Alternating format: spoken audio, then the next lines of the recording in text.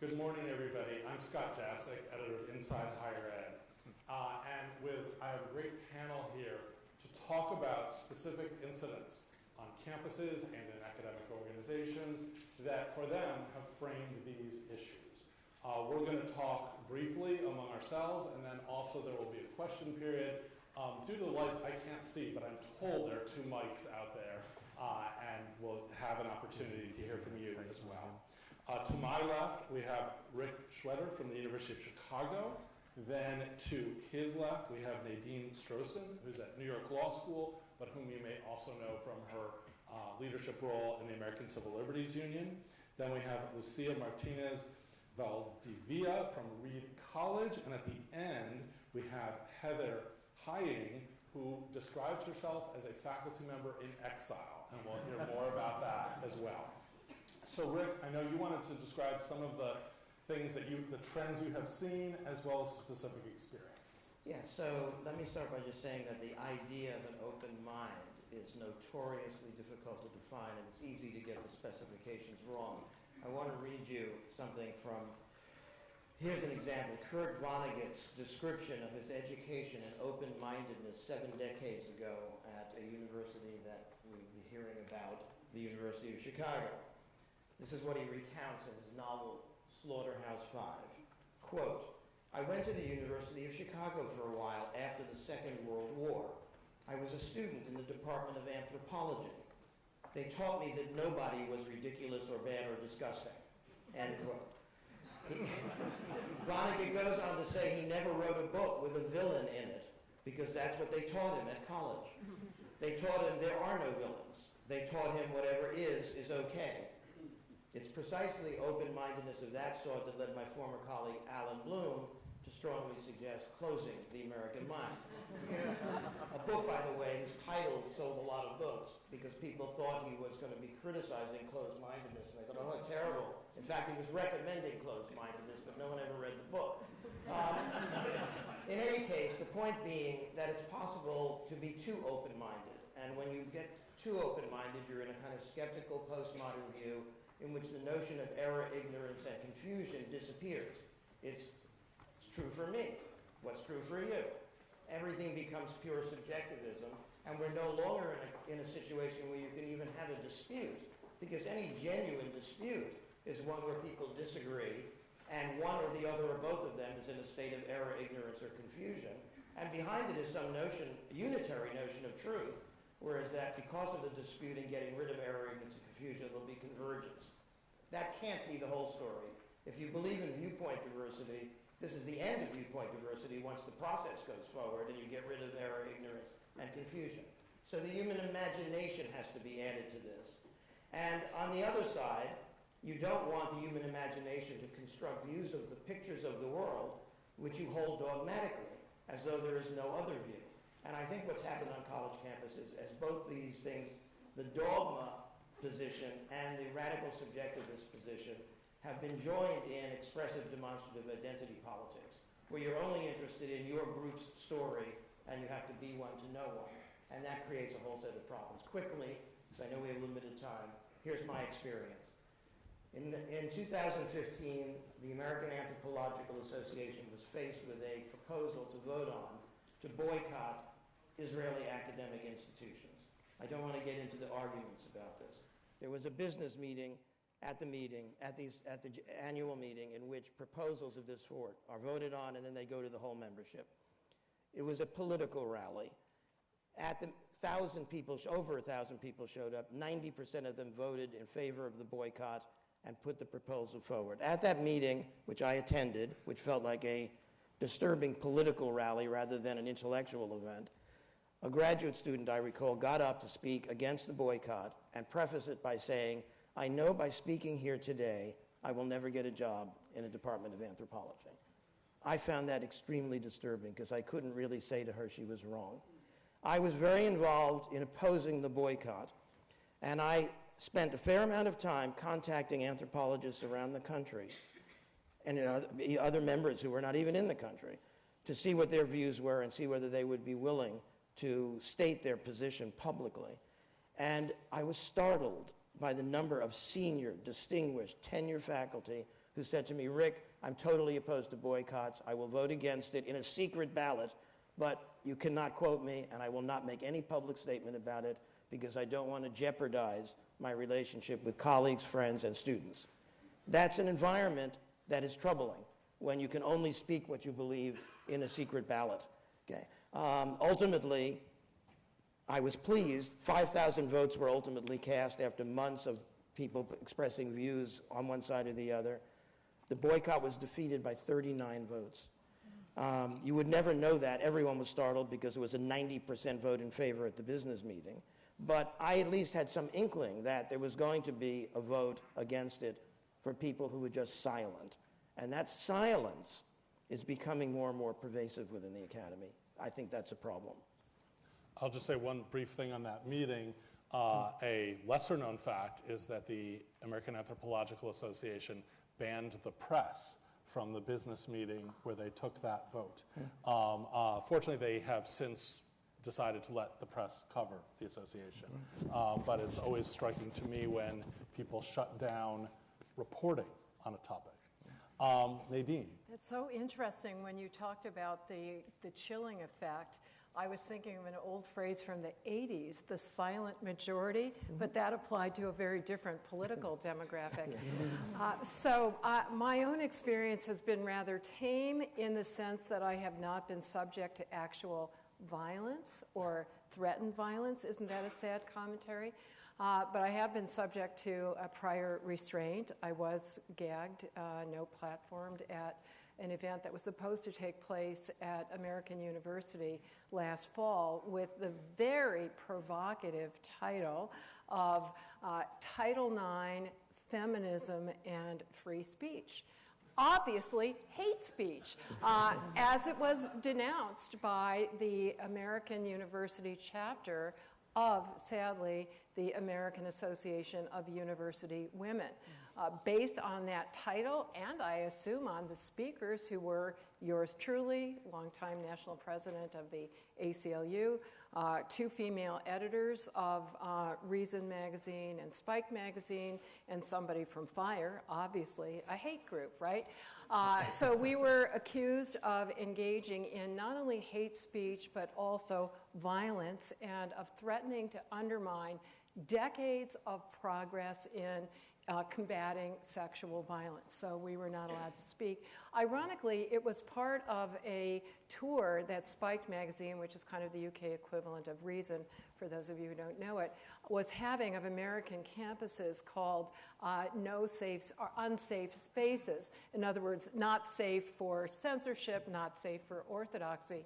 And it was not the only campus where they ran into trouble. John was part of that tour as well.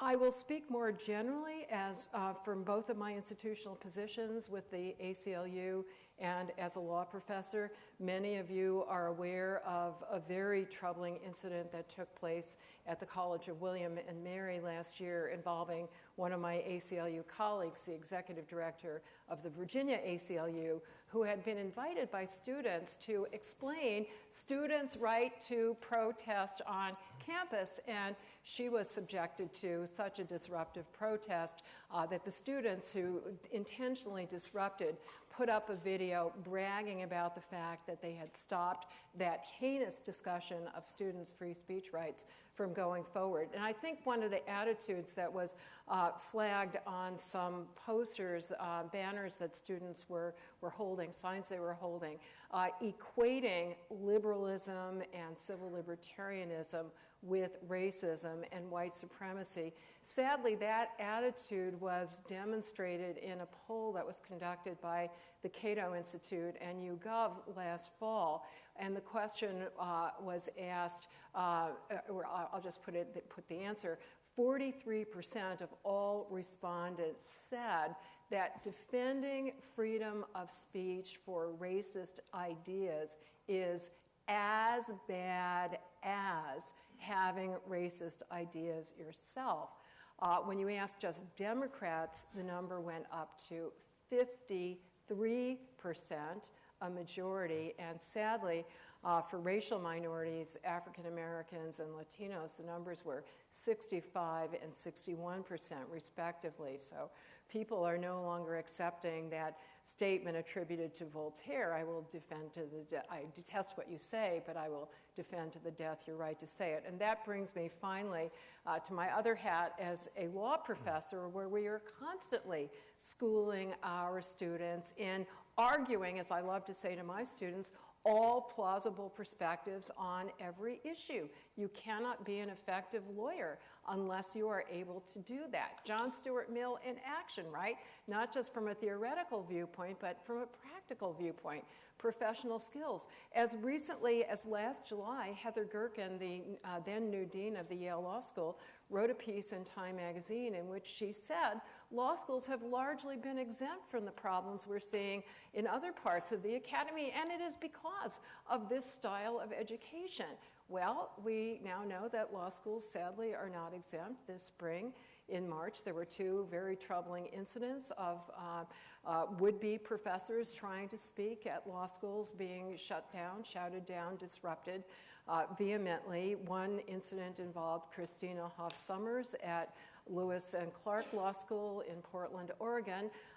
Because some of her views about feminism are controversial, she was called a known fascist, and that bringing her to campus was an act of aggression.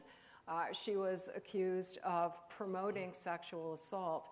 Here, closer to home in New York, at the end of March, law professor from South Texas Law School, Josh Blackman, had been invited to talk on the following hateful topic: why freedom of speech is important on campus.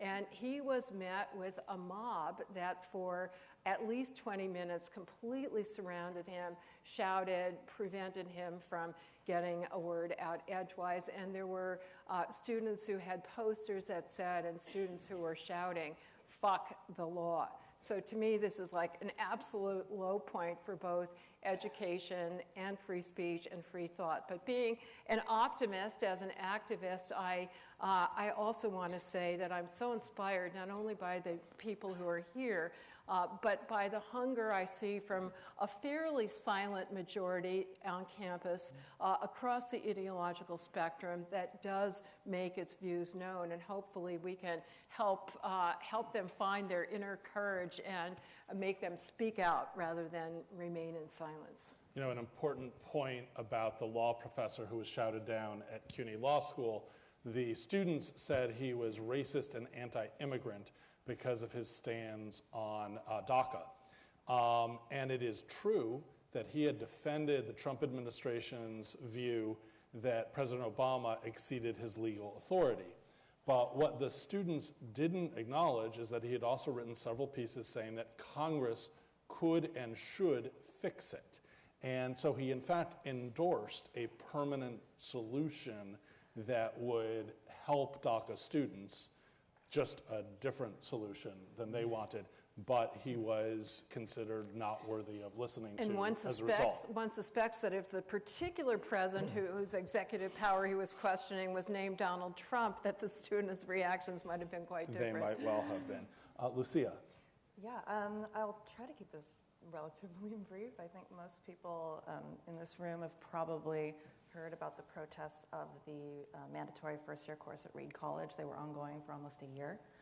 In the classroom, lecturers were surrounded by protesters holding signs saying things like "Fuck Hume 110," the name of the course, and that the course supported white supremacy and was not in favor of discourse for all that professors claimed to the contrary. And so I'm untenured, and so it's a little bit risky to sort of speak freely, ironically. But our administration did nothing. And because our faculty is very independent-minded, thankfully, it meant that as a group, it's a team talk course of 25 people, as a group we weren't really willing to say, this is not okay. And so faculty members were left to deal one-on-one with the protesters on an ad hoc basis. And I was not the first one to say no. I was the second, but I was the first to say no ahead of time. And it did not go well, shall we say. I was lecturing on Sappho, on the poetry of Sappho, and students showed up. They sat in front of me all wearing black. They walked out halfway through the lecture on the dot, and then stood in the foyer of the lecture hall, which is on the path to my office, and were very ready for a confrontation. And the protests continued for almost a year after that. So that, including other faculty getting shouted down, getting disrupted by what are known as noise parades at Reed, where they have drums and kazoos and march around campus. They did that in the lecture hall. And so it was on a one-by-one basis that faculty members who lost tolerance for this disruption of the processes of the college sort of came to that realization. But I think what disturbed me most about the entire process is that the administration and tenured faculty weren't willing to take the risk of saying, no, this is a disruption that keeps other people from learning. They thought it was something that should be hashed out among the students. And so it was left to this past year's entering class to deal with these protests. They walked in on the first day and lecture got canceled because the protesters came and literally took the microphones from us. We were going to do a panel lecture talking about the aims of the course and the importance of an open mind, I think among other things, and we couldn't do it. They literally took the microphones away from us. And so we canceled lecture, and the students were left on the second day to stand up for themselves against the protesters and engage, and it was students of color. I think that was what was most upsetting to me, is that the onus to defend their right to learn, which should, I think, be the purview of the administration, to defend the students and make sure that they can learn, was in fact left to students of color, to freshmen in their first week away from home, to stand up and say, I want to learn. That was really disturbing. And so I've tried to, in teaching that first year course, make room for dissension and discomfort. And one thing I have started telling my students at the beginning of class every year when they are freshmen is that you should be uncomfortable, and that if you are comfortable, I am not doing my job as a teacher. Because you should, at some point in this year, completely change your worldview, and you should have an existential crisis. That's fine. That should be something that happens. You should question your place in the world, how you understand yourself, your sense of self, your identity, your identities. All of those things should come under pressure by better understanding how you relate to other people. And we do that, I think, successfully. But I think and this is just to Nadine's point about student understanding of free speech and the First Amendment and what is defended, I think we were studying the Republic. And the question of hate speech came up. And I asked them, is hate speech protected under the First Amendment? And it had never occurred to me to ask a class that before, because I'm not that much older than them. Well, a little bit, but it hasn't been decades and decades and decades since I was in high school, and I was taught in high school civics about the First Amendment and about free speech and what is defended and what is not. And about half the class said, no, hate speech is not defended. So we had to talk about that. And sort of figuring out those nuances of sort of targeted attacks on individuals, incitements to violence, and the difference between that and sort of having what is to many of us a disturbing point of view about a group of people, right? And being able to say that. And I think one of the things that we also do in the classroom, at least in my classroom, is that we take principles and then we work through them at the level of examples. And so sort of taking arguments to their logical conclusions via that sort of choosing an example. So, if you have to agree with all women because you're a woman and therefore that's your identity solidarity group, and you're asking a group of students at Reed College, so they tend to be left-leaning a little bit, and you say, okay, well, what about Tomi Lahren? Right? She's a woman. Well, no, that's no, that doesn't work that way, right? You don't get to pick your examples, your exemptions, sort of on an ad hoc basis. You need to operate on principles and strong principles. And so I think that's become something that has more and more for me, in that first year class at least, become important. I teach Renaissance English poetry, by the way.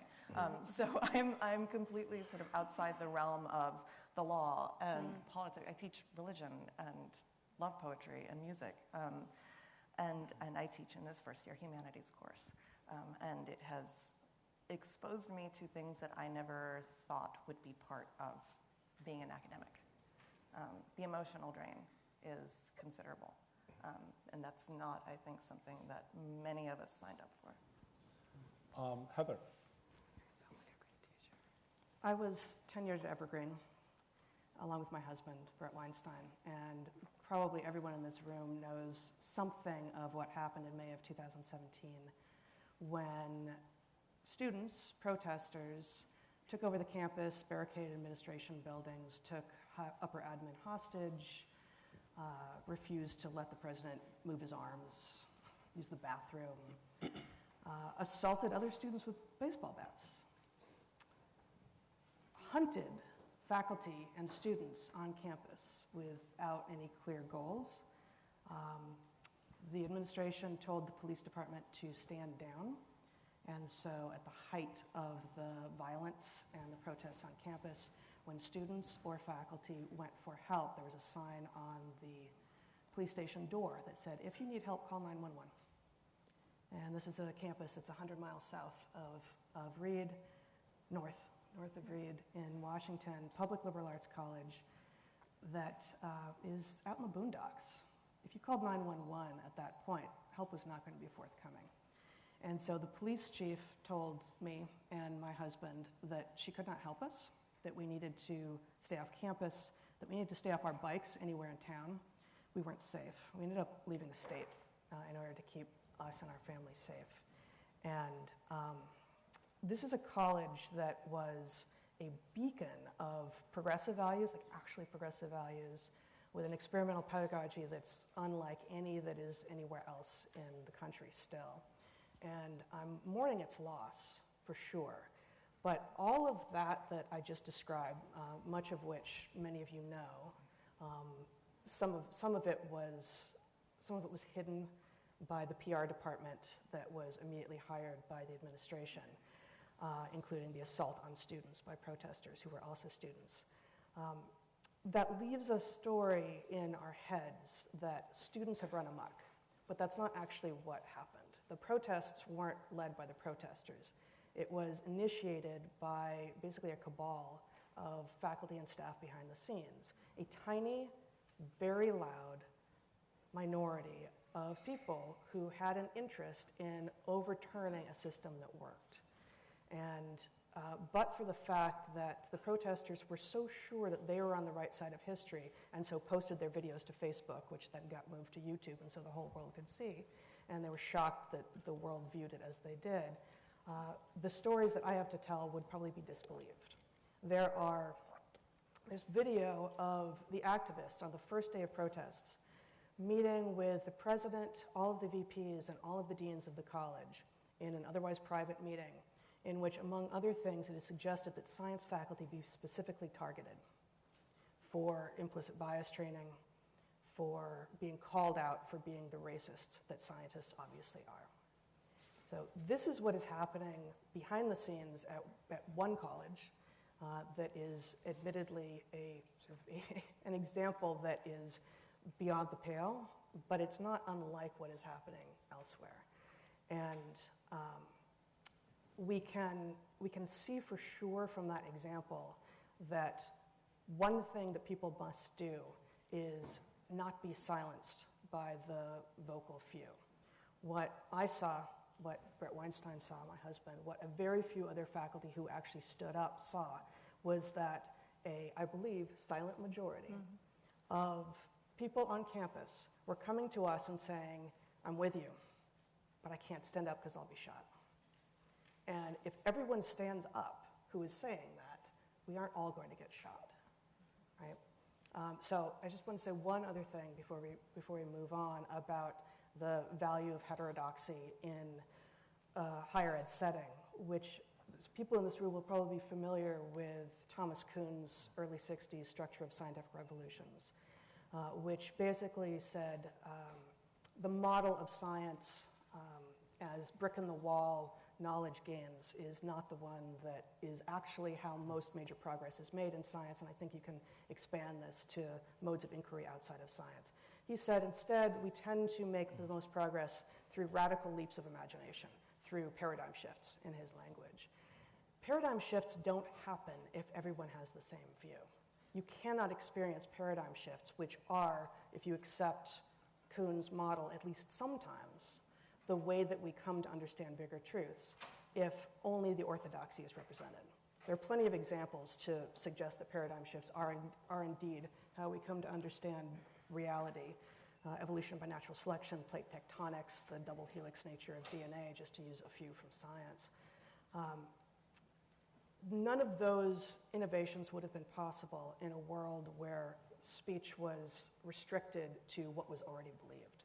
So if, as Jonathan Haidt has argued and others, there is indeed a choice to be made between being universities in search of truth or in search of social justice, we absolutely have to choose truth. And one more thing, the president of Evergreen, who is still the president, did actually, in the beginning of his tenure, which is only now 3 years old, argue publicly that what he wanted to do was make that school into a social justice college. He was very explicit about his goals, and he looks like he succeeded.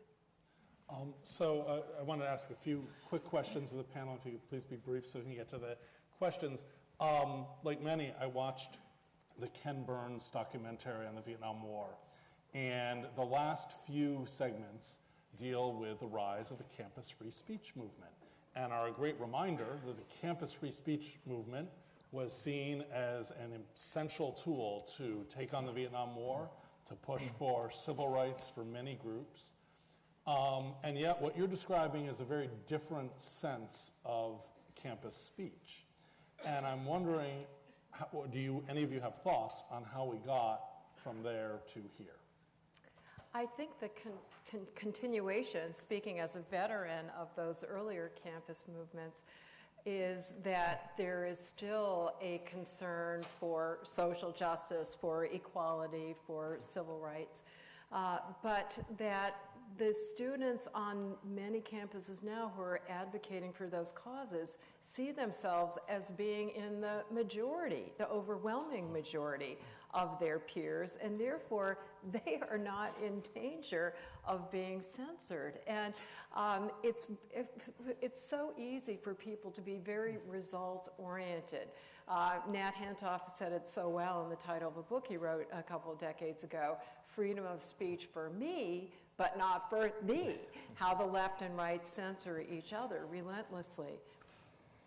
So I'll make a confession. I was a anti-Vietnam War activist back in the 1960s. I was at Harvard in graduate school when the Dow chemical representative was taken hostage and there was a student sit-in and takeover of a building.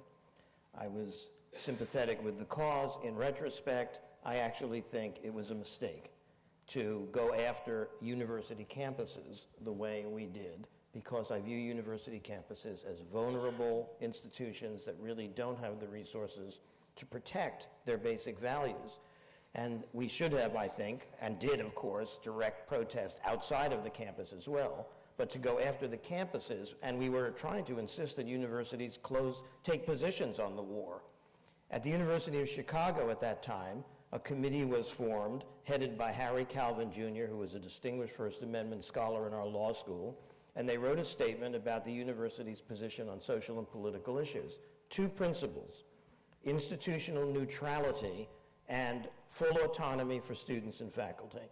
And that institutional neutrality position led them to say, we don't throw the weight of the institution behind particular viewpoints or positions.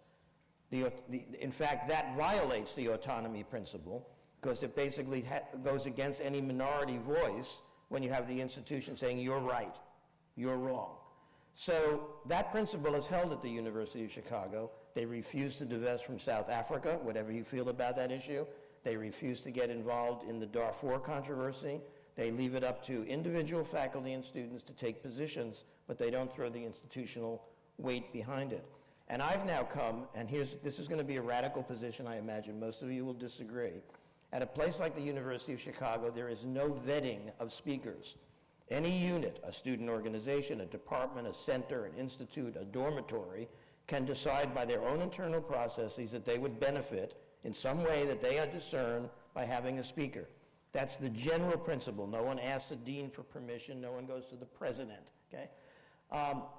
If you believe in that, it seems to me that you're committed to welcoming anyone who comes to campus as a guest. You're the host in an environment that is a public forum for debate, contestation, and if you then go out and protest the fact that someone invited somebody, I believe that violates a sacred principle, that it makes it possible to have the kind of environment where contestation goes on. So it's not clear to me that any speaker should have to run a gauntlet when they come to speak with people holding up signs denouncing them on campus. And, you know, most people will say, no, right to protest.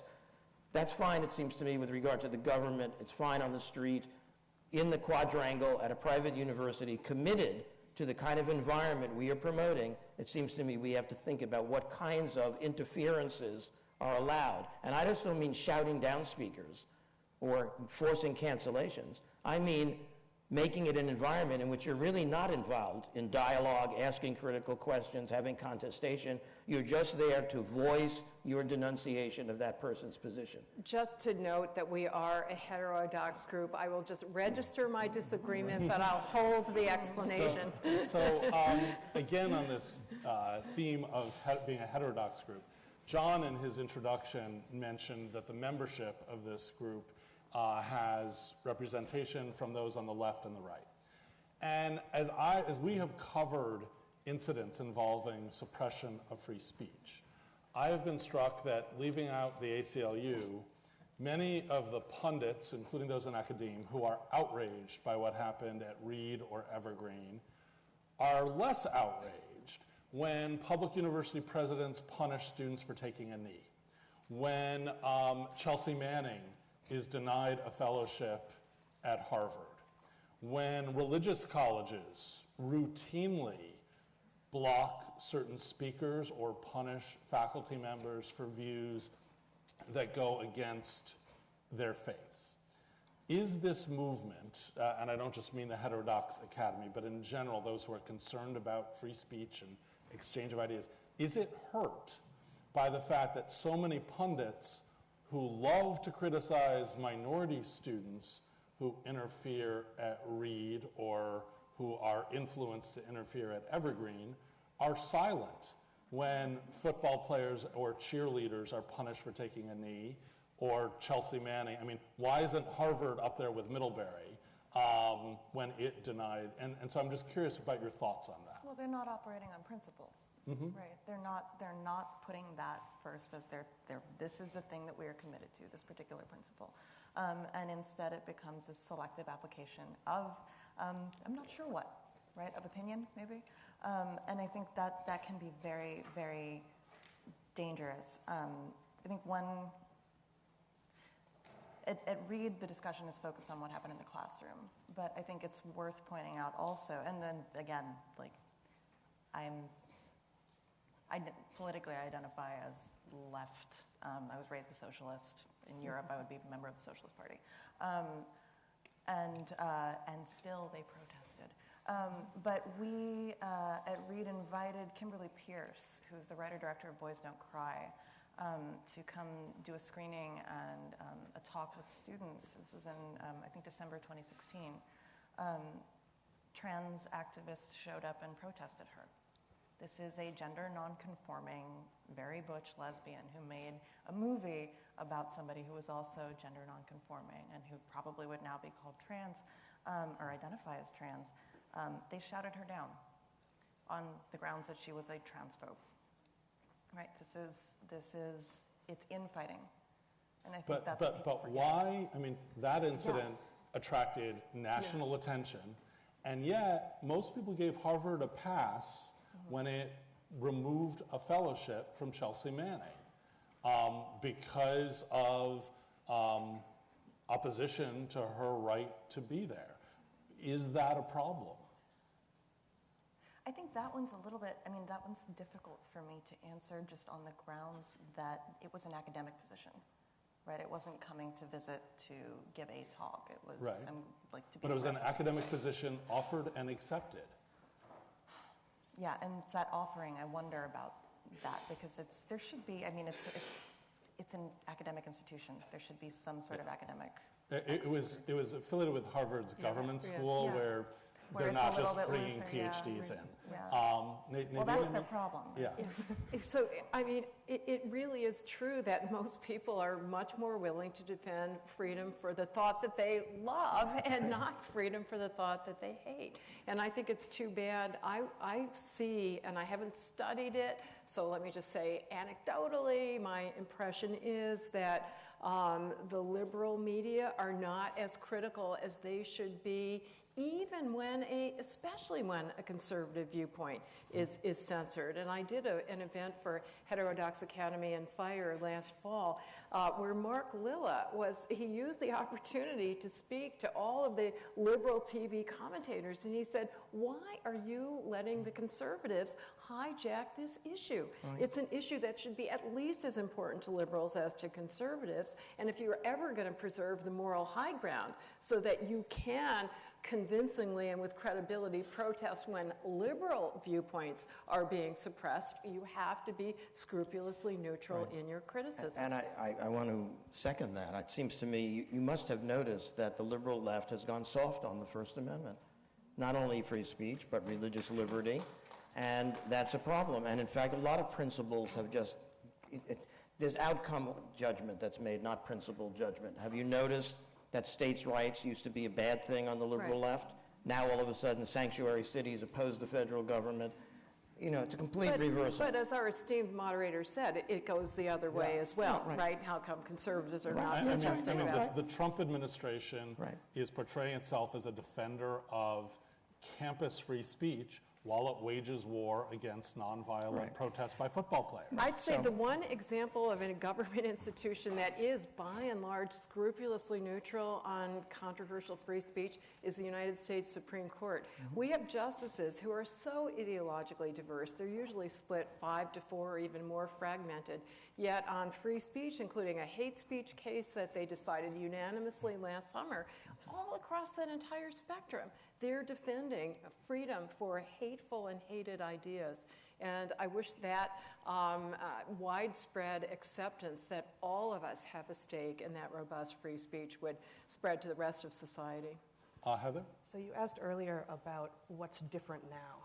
And I think part of it is that the generation of people in colleges now and just out of college are conflating various kinds of safety and are using the word safety to apply not just to physical safety, but to emotions and to intellect as well. And to deny you physical safety, that's the ultimate irony. And you know, at the point that it gets to physical safety, the irony is obvious, right?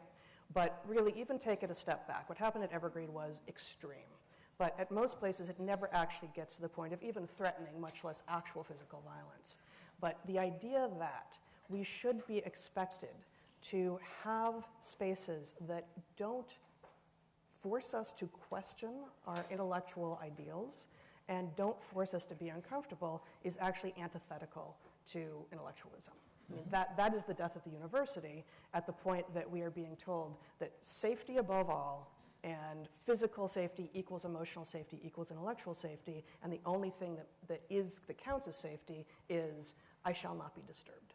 So I want to open it up to questions now, and if you could go to the mics, and if you could introduce yourself, and please ask questions, and try to be brief so we can get in as many as possible. I think we have a question over there. Yes.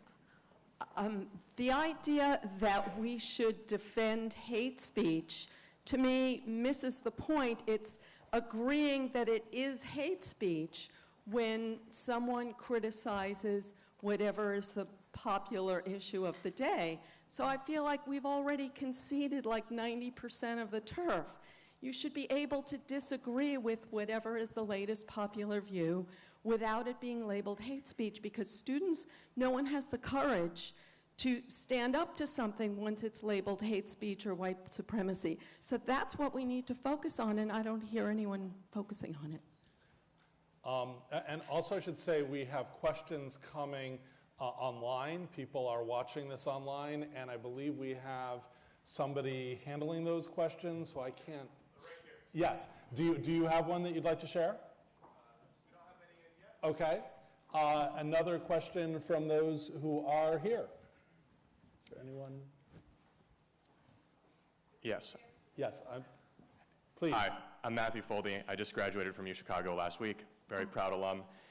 So my question for all of you is, we just started having free speech orientation as part of just a very expansive orientation week. You know, you learn everything there is to learn. And one thing that strikes me, I think we do a lot right, obviously. But I think that, especially for state schools, for that to be required seems to me to be sort of an obvious thing that could be done. But I'm curious what all of your thoughts are on the helpfulness of that. I didn't go through it myself, but my brother did, and he liked it. So I think that seems to me like a very easy thing that can be done. Obviously, schools aren't rushing to do this. So how do you think they could do that if you think that that is, in fact, a good idea? Heather? So I think any school right now that follows Chicago's lead is going to win, right?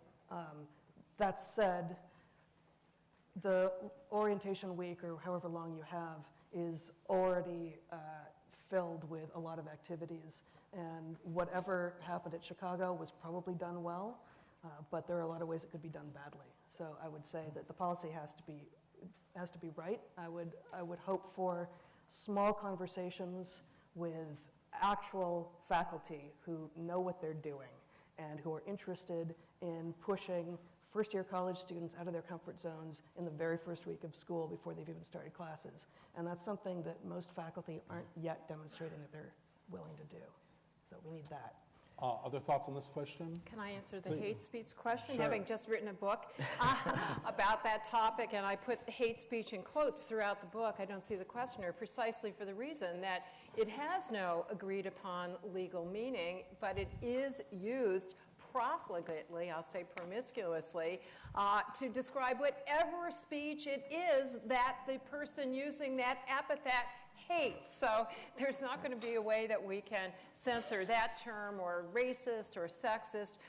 Basically, with all of those terms, we have to recognize that people are uttering them not as the way of provoking debate and thought and analysis, but shutting it down, right? Because that's a discussion ender. So we have to get beyond those labels. We can't shut them down, but we have to explain why the viewpoint is not hateful and is a legitimate part of the discourse in many situations.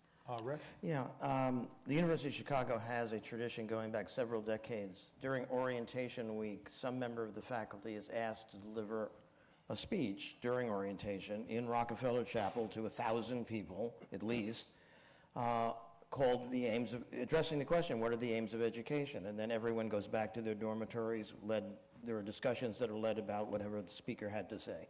I gave that speech in 1993. It was called Fundamentalism for Highbrows. It's available online if you want to reach it. I put out 6 commandments for the liberal university. The first commandment had to do with never give up the autonomy of your voice.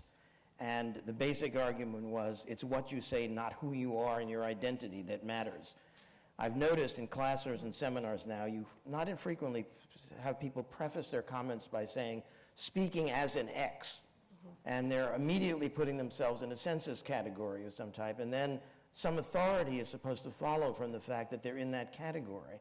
And I think you have to discourage that and really press the autonomy principle. There are lots of forces now which are turning universities into tribes defined by census categories, in which people feel their side of the story is the only side of the story, and that's what they're interested in promoting. And it works against the liberal modern concept of disputatious environments where you go there to have your assumptions questions, you engage in dispute. Fortunately, at the University of Chicago, Jeff Stone, who was a former provost and a very distinguished First Amendment scholar, used to write annual reports of the provost in which he said, you know, a lot of people don't like to come here because, you know, they think we're annoying. There are pedagogical ways to sort of enable this, even artificially, right? And yes. so one thing I do in the classroom is on some days we don't use the word I, right? We don't use personal pronouns at all. How do you talk about a text? How do you talk about ideas when you can't say I think, I believe, I want to say, what about you, right? Instead, you have to direct your questions about and to ideas. Just to go back to the question we were just asked about how universities talk about this, one thing I've noticed, particularly at public universities, because public universities are covered by the First Amendment in ways that private institutions are not, you see a lot of very legalistic explanations. We have to let him speak because it would be unconstitutional not to.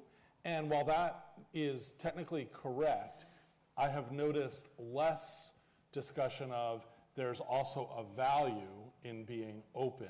Whereas at a private institution, because it does have the power to not follow the First Amendment, there's maybe more discussion of the ideas behind. Question over there? Hi. I'm a big fan of all the folks sitting up here. Thanks so much for being here. Thanks especially to the non-tenured faculty member who's here from Reed. That's scary, I imagine.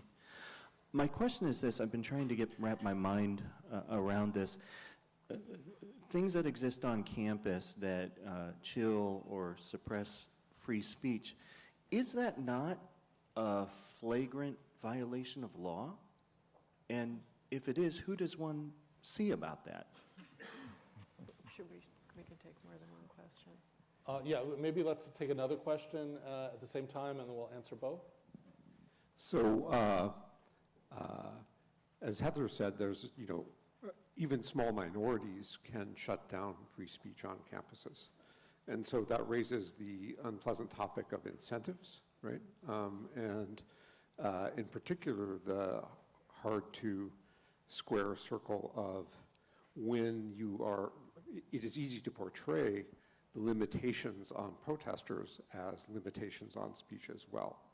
And so right now, the fact that administrators are willing to do nothing, no matter how flagrant the intimidation and the shouting and so on, there's this underlying question, which it seems, A, there's lack of willingness to solve it, but B, it's a very hard question, and I wonder what people up there imagine might be incentives that universities could implement which reconcile these two, the conflicting sides. So just very quickly on the what can one do? Public universities are sued all the time. And there's a big case this week at the University of Michigan being argued over their anti-bullying policy. If you want to look at a common issue, the right of itinerant preachers who tend to say hateful things about certain groups to appear on campuses have been subject to, dozens of lawsuits. And you can see the various rulings on when they are and aren't permitted. Usually they're permitted, but maybe not everywhere. So there are lots of lawsuits about this. But I'm curious on the question of incentives to turn to our panel. Well, universities could hire and admit students with an understanding. In fact, require a signed oath, if you will, although that word is fraught, that says you're certainly within your rights to protest, but you may not keep anyone else from hearing what they need to hear and what they want to hear. You are not allowed to stop other people from getting their own education. I see we're out of time, but I would be happy to speak individually to both of the questioners afterward. And so on that note, I hate to cut speech at an event like this, but in the interest of our next panelist, will you please join me in thanking this panel? That was great, Scott. You're very much perfect.